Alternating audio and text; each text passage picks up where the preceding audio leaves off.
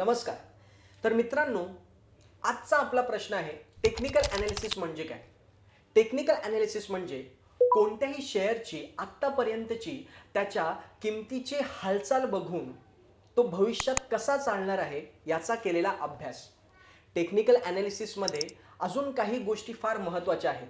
पहिली म्हणजे शेअरची किंमत आणि दुसरी म्हणजे शेअरचा व्हॉल्यूम. व्हॉल्यूम म्हणजे काय?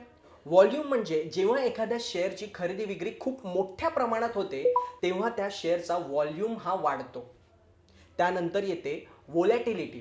जेव्हा एखाद्या शेअरचा व्हॉल्यूम वाढतो तेव्हा ही व्होलॅटिलिटी सुद्धा वाढते आणि जेव्हा कमी होतो तेव्हा ही व्होलॅटिलिटी सुद्धा कमी होते. आणि ह्या शेअरच्या संपूर्ण ॲनालिसिसला आपण जेव्हा एका टेक्निकल चार्टवर अभ्यास करतो तेव्हा या संपूर्ण प्रोसेसला आपण म्हणतो टेक्निकल ॲनालिसिस.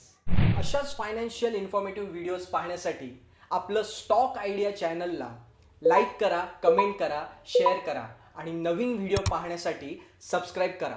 आणि हो, बेल आयकॉनवर क्लिक करायला विसरू नका.